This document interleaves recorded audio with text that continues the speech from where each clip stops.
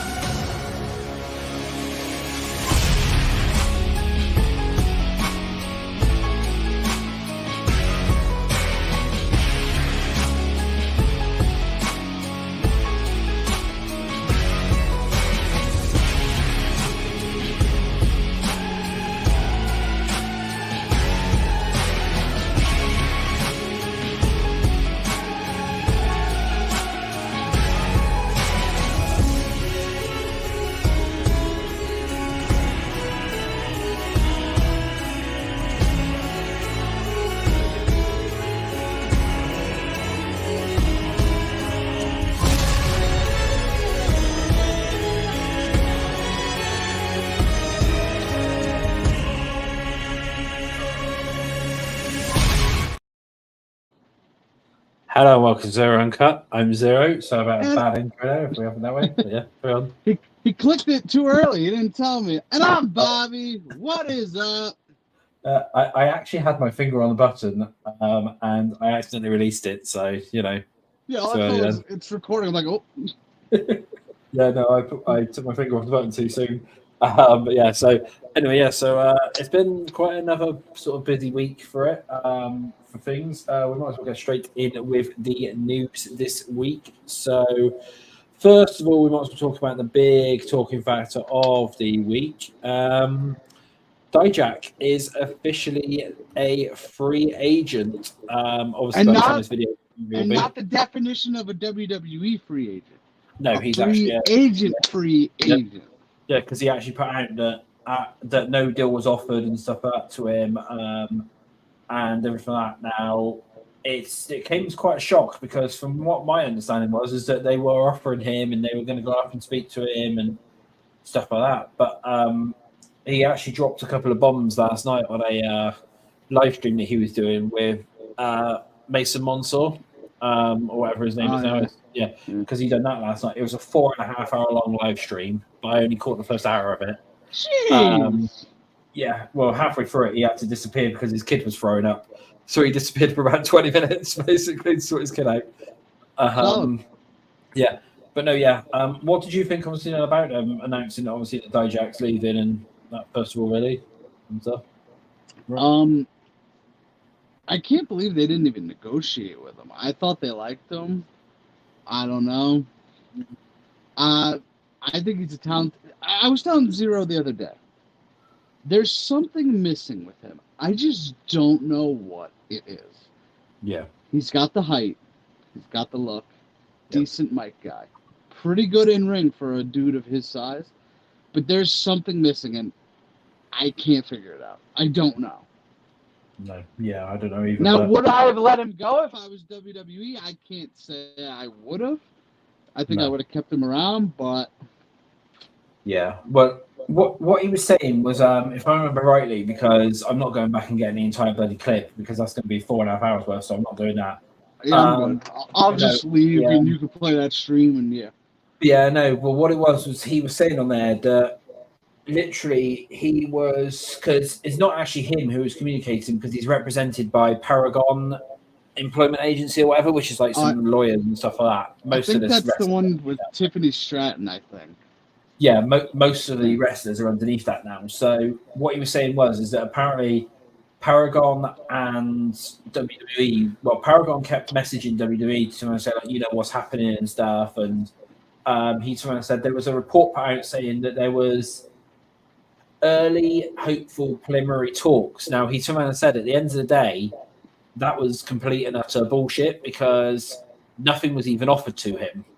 And it was about, basically, he said it was about a week or so ago that WWE basically rang him and said, we're not going to be renewing your contract for it. You know, they basically said, look, we're not going to be renewing your contract. So there was no offer ever made towards him. Now that is quite shocking because I can't figure. I just can't figure out. Now, if they never came to terms with a contract, that's one thing.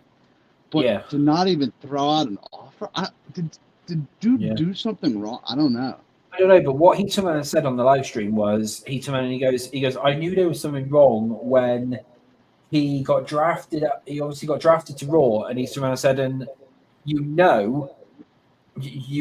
what he turned around and said was, he goes, you instantly know whether you're going to get released or whatever when you get drafted by if you get called up, and then they turn around and say, we've got this for you. But he said, but the second I got called up and they turned around and said, we've got no plans for you, he goes, I kind of had a suspicion then for it. Really? That something was going down. Because he turned around and said, he goes, I kept going up and asking, like, have you got anything for me and stuff? And they would just be like, no. And then obviously, he was saying about all these stories about where, like, they were calling him in for Raw, so he would travel to Raw, and then by the time he got there, it'd be, well, we don't need you.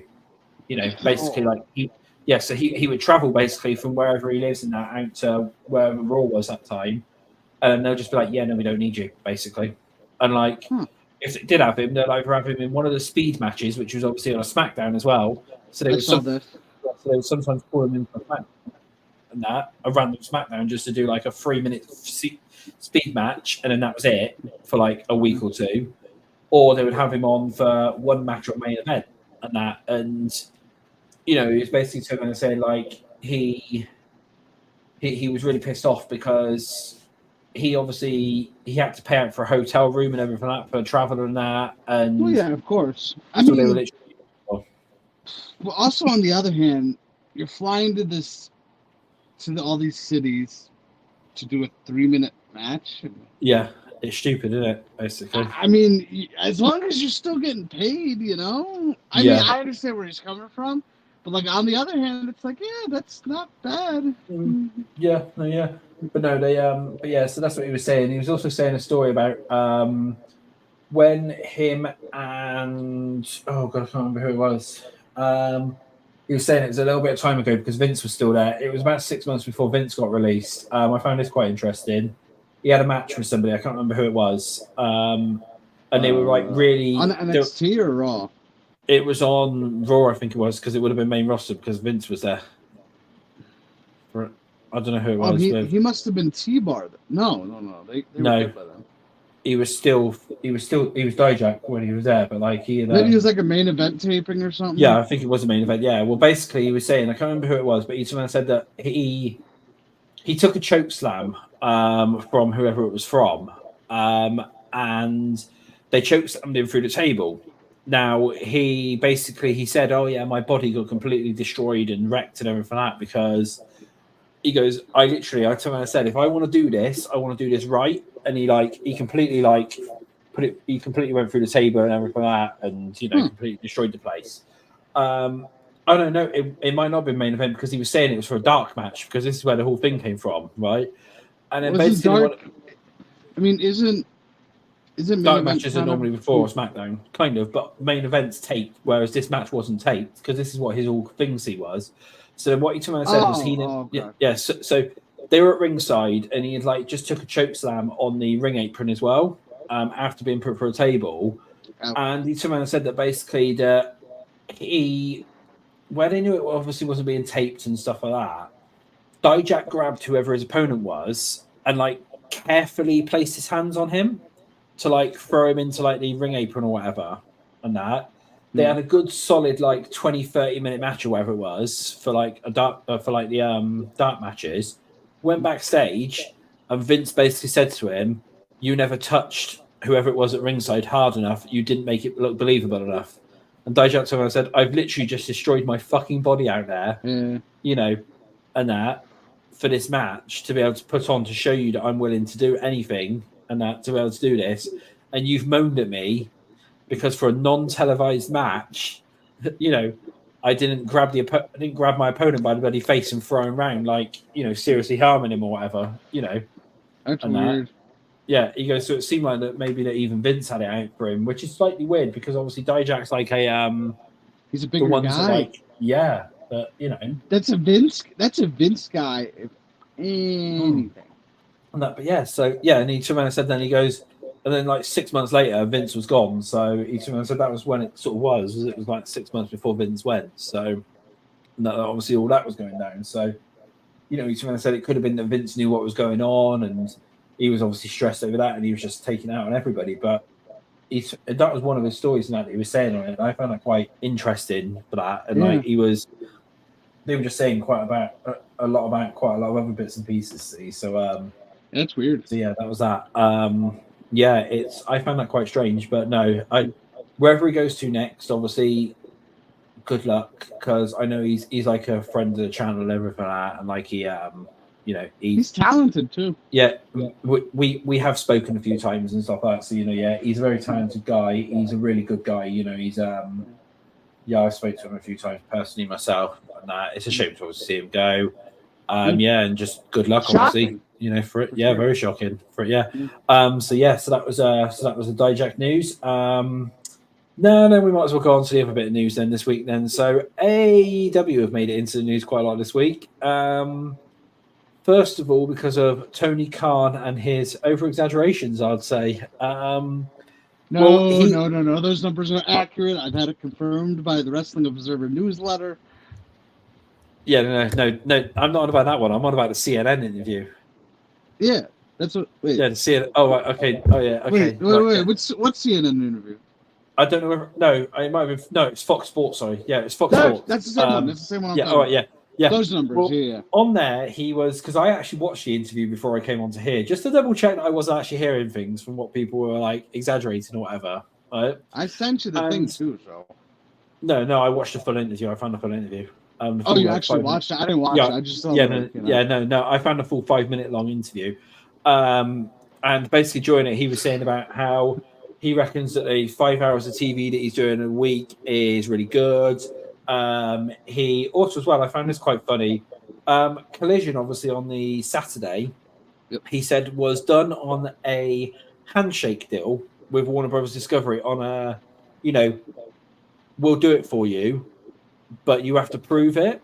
And he reckons that he has exceeded expectations for Collision on a Saturday with the figures. Wait. What was that on a handshake deal? Right, basically the Collision deal, the extra hour that they get for Collision, which obviously airs on a Saturday, whatever it is. They get 2 hours for Collision. Well, 2 hours for Collision and whatever it is. Basically, that deal only originally came about on a handshake deal. And I thought they got paid up front. I thought it was like a deal. No. It was a handshake deal. Tony said this on the interview. He said it came off as a handshake deal where basically it was a prove it to us, and then it can then become like more sort of permanent for it. Now, he reckons that he's exceeded expectations for Collision. I don't know how 100K or less is exceeded expectations for a Saturday TV show, because he reckons it as well. But in it as well, I found this quite funny. Is he reckons that now I don't know obviously know what sports and that you have over there on like a Saturday, but he reckons that on a Saturday, Collision basically beats everything, and it's the best show on a Saturday out of all sports, really. That's false. But depending on the time of year, football, pro football, college football, baseball, basketball, hockey, soccer, tennis, ? Yeah. I'm not sure on that one. You name it. Like Saturday, a few weeks ago, the NBA Finals were on a Saturday, and it was like, but he smoked. No, what he reckons as part of this, as part of what he's done so far for Collision, is that basically he's smashed every single sporting show on a Saturday, basically in ratings, and that's not true. He's always been top one for that. So. Did I say UFC? Yeah, I think you did. I'm not sure. Okay. But if you haven't, I missed that's another one. UFC. Yeah. So that's what he reckons. So that was a complete fabrication, as it was. And then the funny bit was they asked him about the audience and stuff. Wait, now can I interview? How was his eyes? How were his eyes during the interview? Were they? They were gone. Oh, because he's always got the bug eyes, like the. Yeah, it was like that.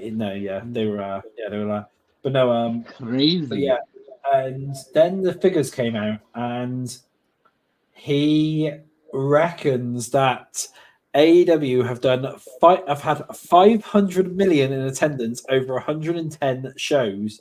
Now that would mean 4.2 million people would need to be at each show, basically, to be able to get those figures. Now, Yeah. he doesn't even get like 2K there some weeks on for Dynamite. Now, so now I'll just throw this out there. Yeah. Football stadiums here, Yeah. which and you can back me up. I believe football. What's the most a football soccer stadium could fit for you? Well, for us, 80? Yeah, for us, 80, the biggest 90K?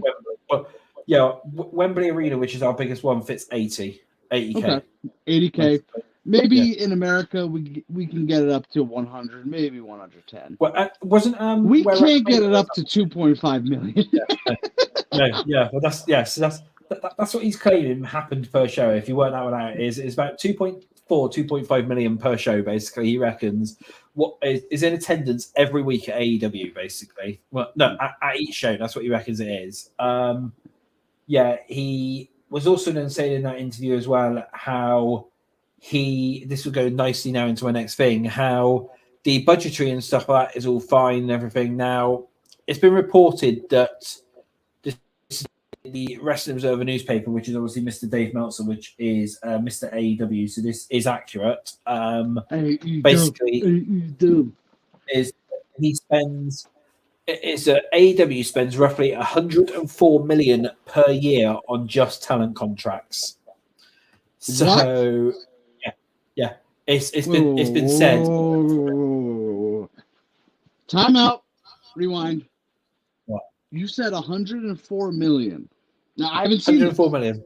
So I want to understand this. I have not seen this. 104 million with an M. Yeah, 104 million per year on talent just contracts. The wrestlers. Yeah, so on just the wrestlers. The Will Ospreys, the Sashas, the Will Ospreys, the Mercedes, the John Moxley's, the Chris Jericho's. Yeah. Hold on. Yeah. Hold on. Okay, keep talking. I'm gonna. Yeah. So I'm gonna do some math or attempt to do. Yes. So that's what it is. Yeah, it's 104 million a year just on talent contracts, and then from there it then basically then goes and then of course then you've then got production costs and for that. So he's. So hold on. Don't you hold on me.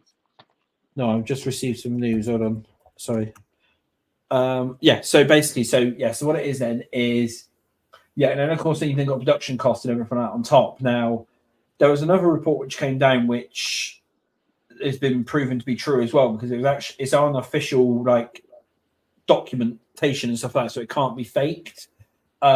Is basically they are Double or Nothing wasn't even profitable for them. They got about they literally made hardly anything. Now I can't remember the exact figures from it. So that's I got a number. Yeah. This is including referees, coaches, broadcast team. Yeah. 182 people. That's wrestlers, coaches, referees. Okay. So can you divide that?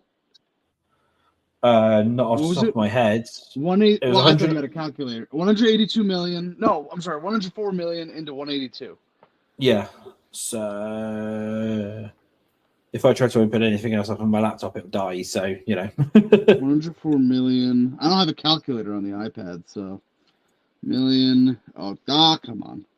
104 million. It was 104, right? 104 million a year. Yeah. Divided by 182. Yeah. Click. We're going archaic with this, and it won't load. Lovely. Tony Khan's trying to silence us. Yeah, he is. He's probably listening in on this, isn't he? So. Come on, load, you stupid thing. Okay. Oh, dear God, what number is that?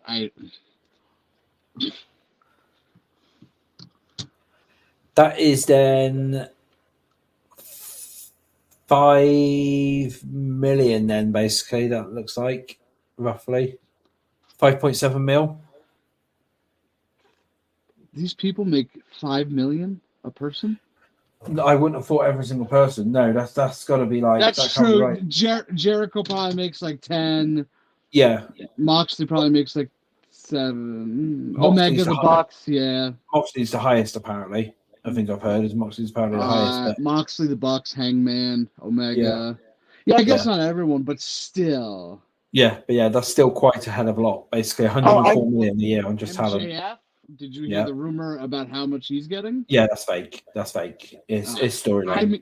I mean, listen. If he were to get that money, I would not blame him one bit for staying with AEW. No, but it's 15 million a year, bro. Stay. Yeah, yeah. So no, so that's how much it's been said now is the contracts and stuff like that, and that's been proved via those documentations that came down for Double or Nothing. It was actually shown on there to how much it was. Now I understand that was for a pay-per-view, but still, if you work that out for basically an average show, it comes to 104 million a year. It comes to, and that's come down again from Dave Meltzer and stuff. Like Dave's literally been exposing so much this morning and shitting on them all day, roughly. And then so that's really bad for that one. Now, the interviewer as well on this Fox interview, someone said about the television deal, and obviously mentioned, your TV deal expires on the 31st of December. How's it looking to go? And Tony reckons that he's got a really good deal coming up and everything like that. Now, Tony's basically lied because going back to Mr. AEW, Dave Meltzer himself again, he dropped a story this morning about what was it? Yeah, so it turns around and says, so during a media call to promote Forbidden Door, Tony Khan, without being prompted, described the media rights negotiations as being in the red zone, which was close to scoring a wrapping up of the deal. He also expressed gratitude for the support over the past 5 years, which has seen him get to this point. There are expectations that the deal would be announced imminently, possibly before the exclusive negotiation window expires. However, reports from various sources provide contradictory information about the talks. The outcome of these negotiations will significantly shape AEW's future. So, Dave Meltzer states, we've gotten people who say they know from all over saying completely different things about the talks. This suggests that Khan might not be close to securing the deal as suggested. Tony has previously hinted that the news would be positive and transformative. Meanwhile, his rivals have spread word that the reality is quite the opposite. This situation coincides with a significant drop in Wednesday night's ratings during the second quarter, a crucial time as the deals are still being arranged. The timing is not a prediction, but an observation considering Warner Brothers Discovery's own financial issues. It remains to be seen what kind of television deal AEW will secure. The last pay-per-view, Double or Nothing, was barely profitable. With the company is spent with how much the company was spending on talent. AEW will need a strong agreement with Warner Brothers Discovery, potentially including streaming on the Max Pro platform, to be able to remain alive. Basically, so what that says from Dave is that he's heard the complete opposite. That apparently it's not a very good deal. And it's nowhere near being done at all for it. Interesting. So I kind of don't know, like, what's going on. So yeah, kind of, what do you think about the whole situation with the TV deal and everything like that? Like, what, where what do you see with it really? Especially with how much they're spending and stuff. Like, I feel like they need a huge TV deal to kind of stay afloat. But if they don't get it, I don't know. Yeah, because the whole thing is, and obviously, some people have been saying to me online that I don't know what I'm on about, but this has come directly from Warner Brothers Discovery. This is obviously how it works as well. Is yes, Tony Khan's rich, or actually, sorry, his father's rich, but they don't spend their own money on the product. It's done via the TV deal amount. Now, if you think about it, that 104 million a year, they need to make that guaranteed a year for their TV deal. Now, if they don't get that, if they don't make that, say over 5 years, say like they only get, I don't know, say they get, say like they only get 5 million a year to spend or whatever because they're a new TV deal, as an example, that would mean that basically they would only have 3 million or so left to spend for production, venue costs, hotels, catering, stuff like that, basically, for an entire year. Now that won't go far, especially when he's spending that amount of money on talent, and then obviously it's how much talent he brings in as well, whether he brings any more in. I don't think the deal's going to be as good as what people are expecting. So, like, I don't know. I mean, the ratings are kind of all over the map. The attendance is not good. Yeah. Well, Tony on that interview as well, when he was asked, he reckons that he's in the same delusion as some of the people online, is that now that TNT have dropped the NBA or whatever it was, that basically he reckons that means there's more money for AEW. It doesn't. The reason why they dropped it is because Warner Brothers Discovery can't afford it because they're not. Because Warner Brothers is in debt.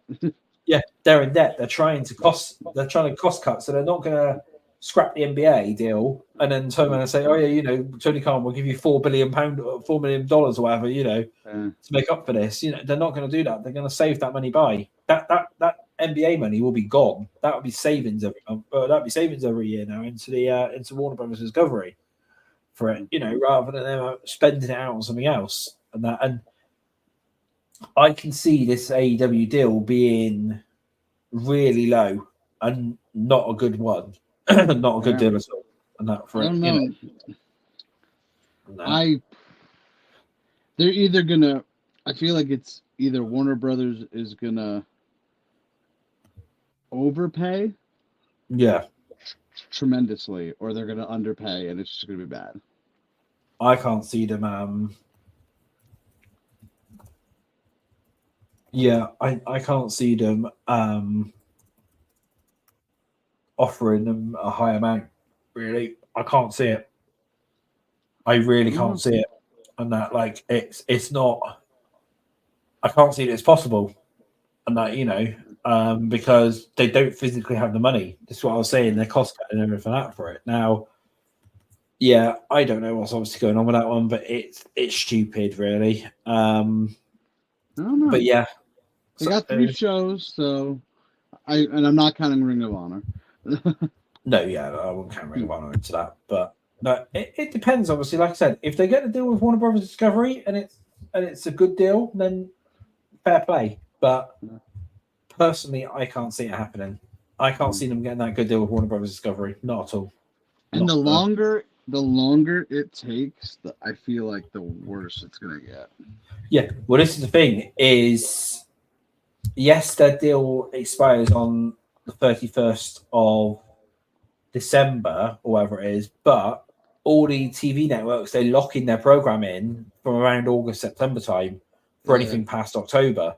So if that deal isn't sorted out before the negotiation window ends or whatever it is within the next week or two, they ain't going to have any content. They ain't going to have any space on there, because obviously they'll fill that space up with something else, because they'll start locking in programming for where those spaces would be, for where those programs would be, because they won't know whether the deal is going to go through or not.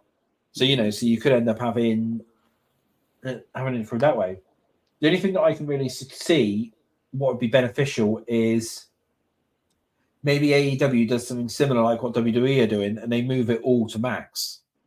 That'd be the only way which I can physically see possible, live streaming on Max and that other week. And then that way, then they don't need to worry about TV ratings, because when you're on streaming, TV ratings don't exist basically. So they won't need to worry about TV ratings, and people basically turn around and saying, you only got 400K this week or whatever the bloody hell it is for a Dynamite episode. You know, that would eliminate all that as well. So that would also obviously eliminate like the toxicity and stuff like that online. You know, that personally in my eyes would be the best idea, is to just have it all on Max. I know it'll piss a lot of people off because it'll mean it'll be on a paywall, because obviously you'll have to pay them to be able to get it. But if you're a fan, you'll pay. You know, that's the thing. You'll pay to basically support the company and to be able to watch it. That's the way which I see it anyway, you know, for it. I mean, personally for you, because of course you watch AEW, would you watch it if it's behind Max? Like, do you have Max or? I do have Max already, so it's not like it's a big deal. You know, but I mean, like, if it's like gonna cost me extra, I don't know if I would do it. Yeah. You know.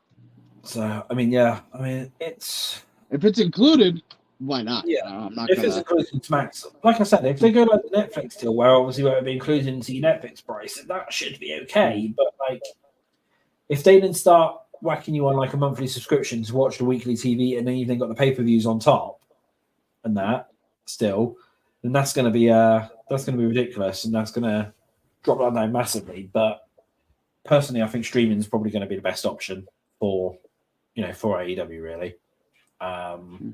Yeah, I can't think of any other news. Oh yeah, Kayla Braxton as well. That's the other bit of news. She's also announced. We also should mention Meltzer, what he did the other day, but yeah, we'll bring that one up.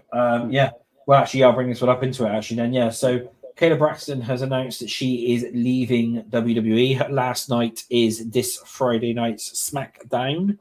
Because she said that she has also announced that she has been filming a movie, so that's what her next venture is. Is going to be basically Hollywood and stuff, which makes sense because I believe she's moved over to there now. Like last year or something, she moved over to LA, so she's basically closer to Hollywood and stuff to be able to do that. Yes, that could be pretty good. I know she's turned around and said quite a lot because I've obviously been looking, like she tweets out quite a lot and stuff. I've been on Instagram and that quite a lot, saying that's one of her passions or whatever. So, luckily she's done that. But yeah, there's quite a lot of stuff. I think this is what you're on about. Is obviously the Meltzer fell when it came to Kayla, wasn't it? Was it the Kayla one? No, I don't know about the Kayla one. What Meltzer fell are you on about, or what Meltzer bit are you on about? The McAfee one. Oh yeah, the McAfee one. Yeah, we'll get into that one in a minute as well. What happened with Kayla? I didn't know about that. I'm bringing that one up now. Let me just load that one up. Right. So basically, when Kayla announced that she was wait. Kayla announced she was leaving, Meltzer said fake news. Where's your source? It's me. I'm the source. Let me try and find it a minute. Where was it? Because Kayla actually, I'm sure Kayla commented on it. Let me just try and find it because I turned around and said it there. I was like, failure one of the day for Meltzer. Yeah. Oh, hang on. No, yeah, that was one fail. That one was, which was the Pat McAfee thing. I can't remember when exactly it was. It might have been last week, actually. I'm gonna have to try and find it. It was something to do with Kayla and stuff, and he was trying to say something, and basically she said, "I can do." Oh yeah, that was it. Dave Turan said that Kayla had talks with AEW. Oh, I didn't know she talked. I didn't know she tweeted back at Meltzer. Yeah. Kayla Turan. Basically, Dave Turan said that Kayla was. Here we go. Yeah, so basically, the rumor is that obviously that Kayla was apparently going to AEW. Or that she had talks and that with AEW. Now, Kayla put out a tweet which read the following: "The support from you guys has been overwhelming. I'm so thankful for you. But I did want to make one thing clear as I enter my final week in WWE. If I wanted to keep working in wrestling, I wouldn't be walking away from the largest wrestling company in the world." Nice try, Rumor Weeds, basically. So she completely debunked that one from Dave, which was... Does Meltzer just have, like, no sources? Yeah. No, I don't think he does, but... No, so that was the first fail of the week. And then, going into the Meltzer fail as well, and then afterwards, is obviously Pat McAfee was missing from Monday Night Raw this week due to, as it then came out afterwards, was a family emergency because unfortunately his father-in-law passed away straight after Pat McAfee did his show. It seemed like it was sudden too. That's the way. Yeah, it was. Yeah, in the thing because Pat McAfee was actually on his show the next day afterwards, and he said he finished his show, he checked his phone, and his wife to him and said, "You need to get to the hospital now."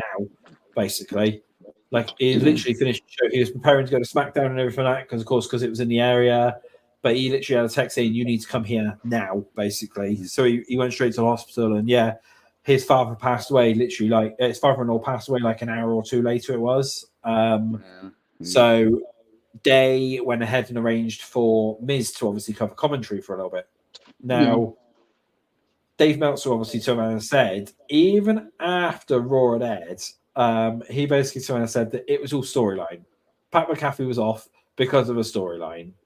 Now, at this point, obviously, nobody had obviously been told that it was, the real reason behind it. But Dave turned around and said that it was to do with the Wyatt sick storyline, and Pat was being wrote off for a bit, and they brought Miz in, and they turned around and said you could tell that it's storyline because when Miz came in, he was so bland and everything on commentary.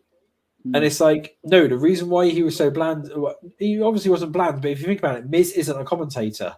Yeah, and Miz was just like filling in, like, because Miz and McAfee are friends. I that's the know thing. That. Miz showed up at the arena and was asked whether he could cover commentary, and he just went, "Yeah, okay, no, basically." So, so he had no advance warning. He literally just showed up at the arena, preparing for that tag team match that he knew about at the end of the night, and he ended up having to do commentary. But Meltzer obviously turned around and said that it was to do with storyline. Now, obviously, Pat went back at him, and it was just a whole thing of no, he's really sick and everything like that. I don't know whether Pat actually commented directly back to Meltzer, but Meltzer's been called out quite a lot online over this, where everyone's been saying you need to apologize to him because you basically made this all up. You've been claiming you heard it from WWE sources when you didn't, and stuff. It was also Brian Alvarez as well, to be fair, who said that. So, but yeah, if so you're that not was, sure, there's nothing wrong with not truly knowing, but just don't say anything. Yeah, that's the thing. Yeah, if you're in the dark about it, he doesn't know. If you're in the dark about it, whatever, But but yeah, no, but he literally just like it's so wrong to what he said basically in relation to it. He needs to come out and say something publicly. Him and Brian both do, but they haven't yet. And that was over a week. That was close to over a week ago. That was Monday's Raw, right? Yeah, it was the show after. It was their pre-Raw show, so so it's been since Monday, basically, because they done their show straight afterwards, and they've said nothing since. And that even with people calling him out, they've just been ignoring it, because Dave probably still thinks in his head that he truly has said nothing wrong or done nothing wrong. But we all know what this is like. But yeah, that's basically all the news then for this week, then really. Now. Yeah, before we get on with anything else, I do need to play this. Bobby was fully aware of this. I think really one of us to continue the next bit of the show, because we're going to be talking about AEW soon and Forbidden Door, and they're like 13 or 14 matches. One of us really is going to need a bit of energy. Now, talk about energy. What's up, guys? Xero here, and here's a quick word from our sponsors, Dubby Energy. Dubby is an energy drink loaded with vitamins. Dubby is formulated for anyone who wants to focus without getting a crash or without getting the jitters. Just mix one rounded scoop with 6 to 8 ounces of cold water and shake. It is that easy. Unlike other energy drinks, Dubby pride themselves on actually developing a clean energy formula that is free from filters and toxins and also artificial colorants. In addition, Dubby is also sugar-free and calorie-free, which is absolutely amazing if you ask me. One serving of Dubby contains 150 milligrams of caffeine. That's approximately 2 cups of coffee. They also have so many flavors, including cherry limeade, sour gummy bears, mango orange cream, blue raspberry, Granny Smith apple, to name a few, and much, much more, along with some sweet shaker cups and merchandise that you can order. Dubby Energy can also be shipped worldwide, so why don't you order Dubby today? And also make sure to use code ZERONEWS for 10% off your next order. And we're back. There we go. After a little message here from our sponsors. Now, I hope we've got some energy. Don't forget to order your Dubby Energy. I will say that now. Congrats on the sponsorship, my man. Thank you. Yeah. So I am don't know. not supporting you, though. I'm not That's buying fine. any. That's fine. That's fine. You know. So you've got your own one, haven't you? What is it, Havoc or whatever your one is? So Yep. Nobody's bought anything. Yeah. No, well, you know, I'm gonna. Yeah, I tried. it's fine. Yeah. I mean, yeah. Well, we'll see what's what, but yeah. Well, this now leads us nicely now into AEW Forbidden All right. Door, which I believe is this weekend. I'm gonna give my predictions. Right. Okay. You don't have to give yours. I'll just read the card and then I'm I'll not go. giving predictions. Yeah. So over to Bobby for this little bit then, because he's the AEW guy and he's gonna do the AEW stuff. So yeah, over to Bobby for this one then. So work with me here, people. There's a lot of names on here I cannot pronounce. Okay. All right. Oh boy, here we go. All right, first match. It's starting off hot. We have Chris Statlander and Momo Wantanbe versus Willow Nightingale and Tom Nakano. Tom Nakano. I've heard of none of their names. You know Chris Statlander, probably. Chris Statlander, yeah, that's the only name. I don't know any of the others. You don't know Willow? I recognise the name, but I don't know. I've never seen. I don't know the other two. I know Willow and Stat, of course, but I'll go with Nightingale's team. You know. Yeah. I don't know. Next up, I know this one. It's Mariah May, my girl. Yeah. Okay. Yeah. Versus Saraya. First round match in the Women's Owen Hart Cup. I know who's winning this one because she is winning the whole tournament. Mariah May. Fair enough. It's Mariah May is going to beat Toni Storm at Wembley for that hometown pop. Mark it down right here. Probably. I don't know who else would beat Toni at this point. All right. Oh dear God. All right. Los Ingobernables de Japan. Oh, whatever. Yota Tajui Titan and Hiromu Takahashi versus the Lucha Brothers, Penta El Romero, Rey Fenix, and Mystico. Trios match. I don't know who the other team is, so I'm going with the team I know. Which one's that? Of the Lucha Brothers and the other guy. And isn't one of their contracts up soon? I thought. Penta's. I think Penta's is. I don't know when. Don't know the details. Yeah. Next up is Konsuke Takeshita. Almost got there. Yeah. Versus Mark Briscoe versus Jack Perry versus Dante Martin versus Leo Rush versus El Fantasmo. I thought there was a vacant spot. Maybe that happens on Rampage. I don't know. Ladder match for the vacant AEW TNT Championship. There's only one guy that can win this. Right. Do you know who I'm thinking? Nope. Jack Perry. Fair enough. It's got to be. The Bucks have the tag belts. Okada has the international championship. Yeah. It's got to be. All right. Next up, we have Timeless Toni Storm versus Mina Shirakawa. Becoming a big fan of hers recently. She's pretty good. Mariah May will be at ringside for both of them because she's friends with both of them. Yeah. So that's this is interesting. I'm going with Toni Storm. Right. Obviously, what I said earlier, Mariah May takes that belt from Toni Storm at Wembley at All In. So obviously that's not changing here. Next up, we have the Learning Tree. Wait, wait, hold on. Okay. Wait, I'm confused now. Huh. Okay, I didn't know this was made official. I thought it was going to be Sammy Guevara. We have the Learning Tree, Chris Jericho and Big Bill and Jeff Cobb versus Samoa Joe, Hook, and Shibata. I'll go with the Learning Tree. I have no idea. I thought Sammy Guevara was going to be the partner. Yeah. But you told me some interesting news that I... Yeah. It's I can't remember who reported it, but apparently No, actually, no. This is the other reason as well. Is I found out who the actual mystery person is apparently. They already Now, announced it seems. actually no? Is this no? This isn't for the Owen Hart Tournament Cup thing, is it? Because that's the one which I've heard of. No, that's next week. Okay, yeah, no, so yeah, well, I've got a little bit of a spoiler on that as well. I think I know who it is. Oh, okay, yeah. Well, I've got a bit of a spoiler on it as well, so I think it's rather obvious. Fair enough. We'll get into that one in a minute. Yeah, I think it's rather obvious. Cowboy. Yeah. Hint. Yeah. All right. Next up, we have. I'm picking the learning tree there. Next up, we have MJF versus Xero. I don't know. Obviously MJF wins that. Next up is a rematch of. I think it's last year's Forbidden Door. Zack Sabre Jr. versus Orange Cassidy. I think I'm going with Orange Cassidy here because I think Zack Sabre Jr. beat him last year. All right. I think.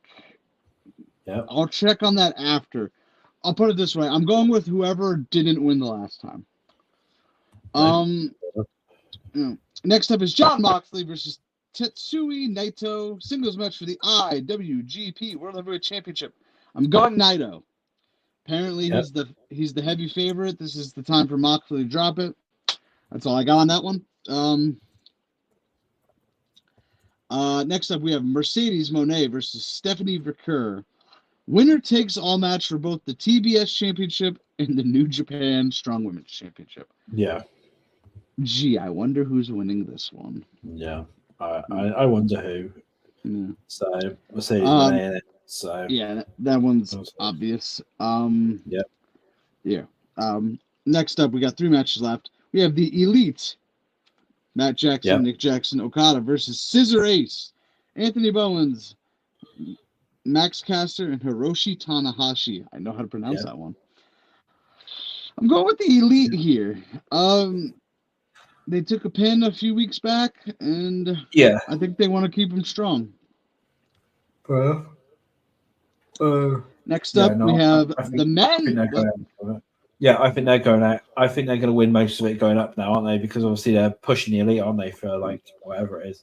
Yeah. Next up, we have the men's first round of the Owen Hart Memorial Cup. The winner, spoiler alert, of the cup is in this match. And it's not Shingo Takagi. No. Bryan Danielson versus Shingo Takagi. I think Danielson's winning this whole thing. I think they're gonna give him the world title run on the way out. It's not gonna be a long one. This is his last year of competing at full time. They gotta give him something. Yeah. So I'm going. Well, it doesn't matter. I think Bryan Danielson was winning this tournament. He's definitely not losing to this guy. Don't give the thumbs up. I didn't do that. Now I did. They did. There you go. Yeah. Danielson's winning 100%. And now, what I'm assuming is the main event. So we got Swerve Strickland versus Will Ospreay, AEW Championship match. Yeah. I think it's Swerve winning. How long is it until Wembley? Because obviously, aren't they going to want to give? Yeah, isn't that going to be the next pay-per-view though? Because aren't they going to want Will, I reckon, to walk into Wembley as champ? That's what I'm thinking. Is that the next pay-per-view? I think it is. It probably would be, wouldn't it? Yeah. That's what I was thinking. Maybe Will wins it because then they'll have him walking in as champion, basically, then to Wembley. But like Swerve won it in April. It's only June. Are they only going to give him a 2-month reign? Don't know. I mean, they might keep it on him, but it was just a negative feeling that I had that they want like the English ones to walk into. Here's my theory. Here's my theory on this. I think we're gonna get Swerve versus Danielson at All In. Danielson wins. Right. Fast forward to October, I think it is, or maybe end of September. They have Wrestle Dream. Yeah. In Swerve's hometown. Oh, okay. Swerve beats Danielson back there. Right, okay. That's my thinking, at least. Could I be wrong? Sure. Yeah, But that is Forbidden Door. Enjoy 7 hours of it on Sunday, folks. I will. Yeah, it's gonna be ridiculous, isn't it? So yeah, I ain't watching that. I'm gonna be I'm not watching that at all. So I'll watch. But yeah, that's cool. So that's everything in this week. Epic. Actually, no, I better not say that because this will probably go right after SmackDown. Wait, weren't you gonna report on you know who? Cowboy?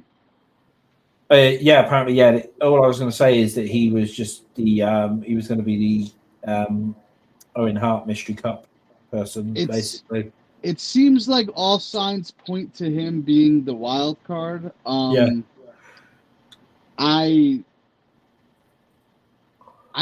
thought the Elite fired him per storyline, but they only fired Omega. They suspended Hangman because Hangman was going to be gone for a while. Yeah. Nobody's seen him since Revolution, so it's by the time this show happens, it's going to be like 4 months. Yeah. I think it's Hangman. I could see Danielson versus Hangman in the finals. Yeah. If I had to have a second choice, Hangman's winning this Owen Hart Memorial. Yeah. But then he would lose to Swerve again, or maybe he would beat Swerve. You reckon so? I mean, Swerve's beaten him twice. Yeah. You can't just keep having the guy job to Swerve, you know? No. That's why I don't think he's winning. No, yeah, I don't know what's going on then, basically, like whether. But then again, this is Tony Khan, so. Yeah. So yeah, I really don't know what's going on, basically. So, but I've not even been bothered watching it. So yeah, I was going to say, of course you don't know what's going on. You're not even watching I don't know what's going on. So it's just I really don't care about it either, to tell you the truth. So, but I thought we'd better cover it because obviously it's pay-per-view. So that's the show this week, then, guys and girls. We will be back next week with our Money in the Bank and NXT Heatwave predictions, because obviously it's a double pay-per-view next week. Well, double pay-per-view next weekend. And Real Wrestling is back when it comes to that. Cheap knock. Yeah. So as per normal, like and subscribe. As per Bobby Button say, that's to all of us here. That is me, which is at News Zero, Bobby's Breakdowns, and also I need to plug Two Heads podcast. And